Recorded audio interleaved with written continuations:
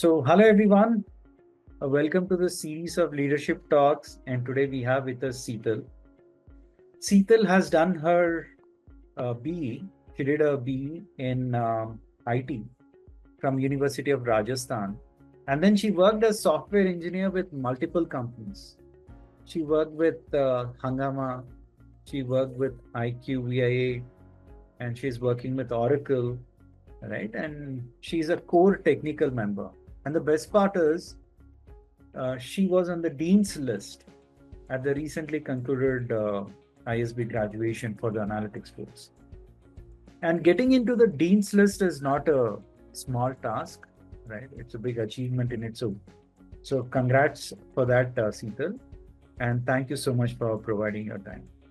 And the first question that I have, Sithal, is that there are a lot of people who want to get into this field of data analytics and data science. They want to make big in the field of AI because AI is the buzzword now. Right? However, they are not really aware of what kind of work happens in the real world setting. Would you like to throw some light on what kind of real world projects are handled, given your experience? Sure, Professor. First of all, thank you so much for having me here today. And it's really a pleasure to be here and share my thoughts on the incredible impact of AI is making, across industries.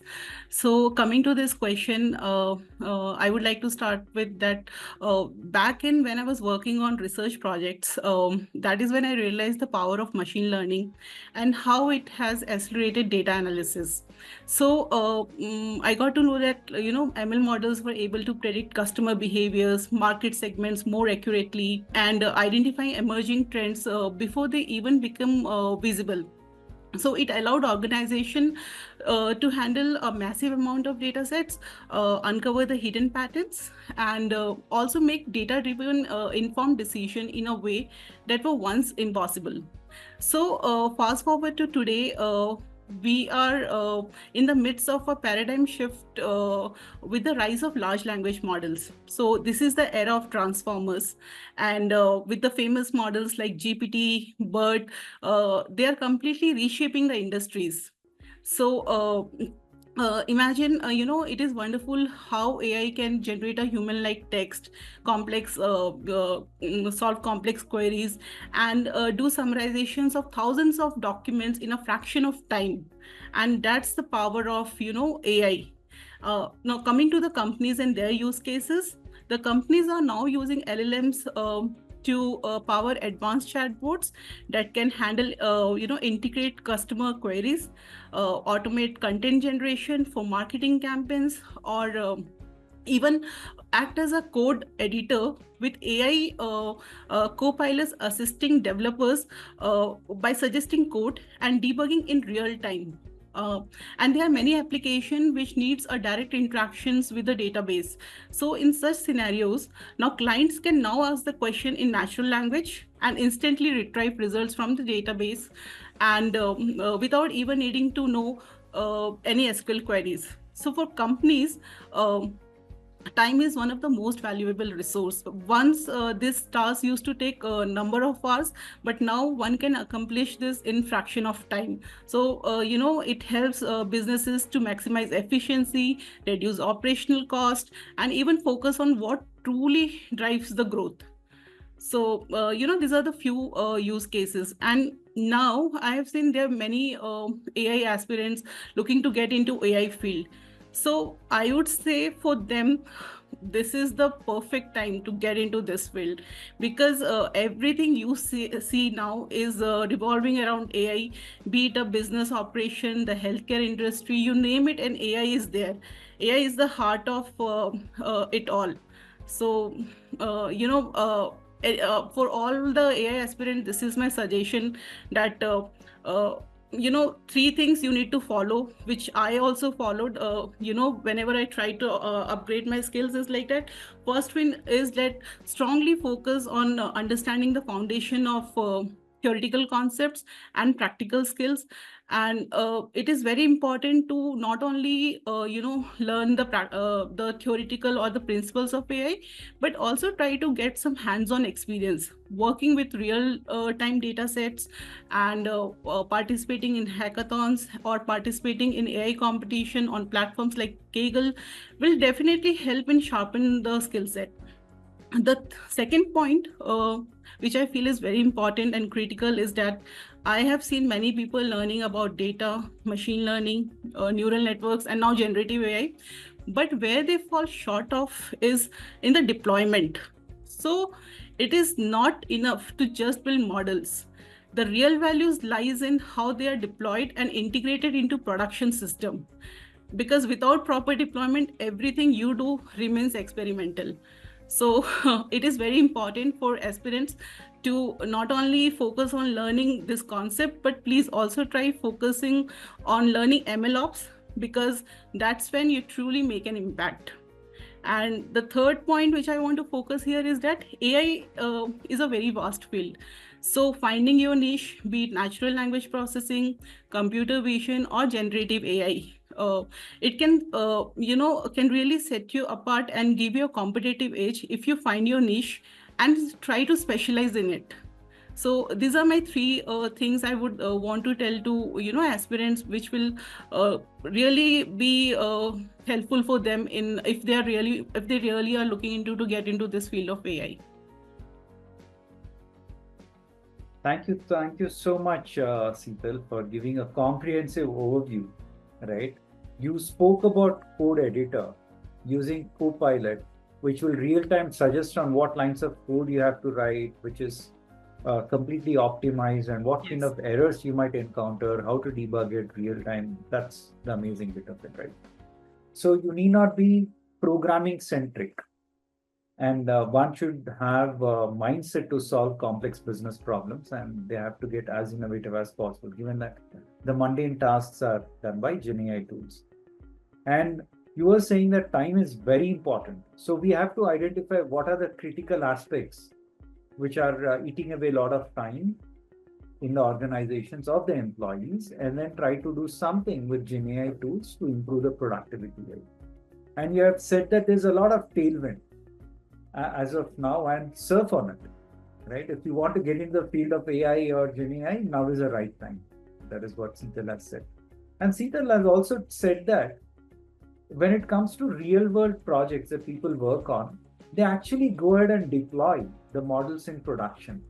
Otherwise, the entire effort that you would have invested in building the model will go down the drain. Because if it's not in production, people would not be using your model. It is as simple as that. Correct. And while hackathons and Kaggle competitions have well-defined problems, well-defined data sets, and then while you build the models, until there, you might want to use these to hone your skills. But post that, to deploy and to monitor and maintain over a period of time, you should get into the production environment. And real-world projects would test you on these lines. Yeah, thank you so much, Sithal. So people have to hone their skills on all these lines. Yes. And you also answered another important question that I had on what skills would you look for if you were to hire people in your company, Sithal? So first thing is that definitely the strong foundational knowledge of AI principles, like be it machine learning. Whenever the use case is given, you should know which algorithm to use, because now we are in the era of transformers, but there are many problems where we need not to use the generative AI, which can be solved with traditional ML. So you need to understand, where is that line where you have to use the generative AI and whether you have to go with traditional ML algorithm, because with this fancy revolution of transformers, there also comes a computational cost. So companies are not interested to actually get into the deployment of this generative AI models. They always tries to reduce the operational cost as well. So you really need to be mindful, and to do that, you really need to have a strong understanding of machine learning algorithms and the generative AI and deep learning, and make a right choice, what fits in. And that is when you can actually contribute towards the growth of the company. It's not about using the latest technologies, but making a right impact for that use case.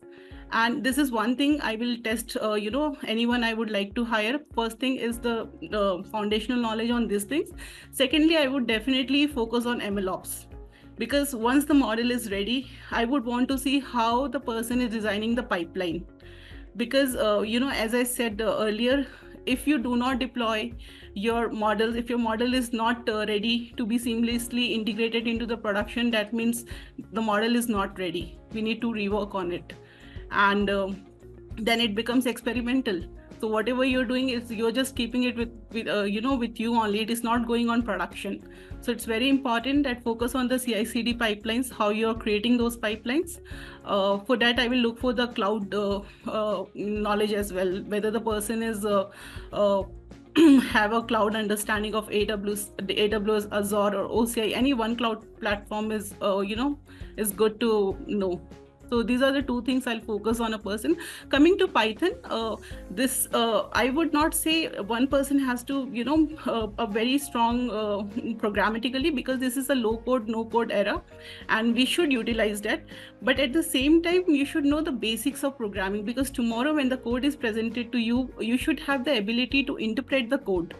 And that thing is expected from anyone to getting into this, technology. Well said, Sithal. So Sithal covered an important aspect, saying that foundation knowledge is very important. While this is the world of GenAI, if you want to deploy and use GenAI to solve all sorts of problems, then you will require a lot of money because you need a lot of compute. And then, from programming standpoint, another important point which you have pointed out is low code, no code. While the industry is moving towards this, making use of these services which require you to write absolutely no code versus low code is also a costly affair. These services are costly. So having knowledge about programming would absolutely help them. And you were talking about machine learning operations, which is very important. Just deploying a model in production and sitting idle won't help.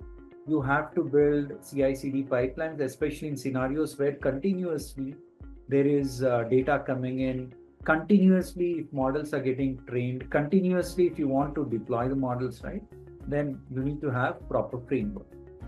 And then one of the cloud platforms, like Sithal has rightly said, is very important, because ultimately when you deploy a solution in production, you cannot have it on your own data center, especially if you're a service provider.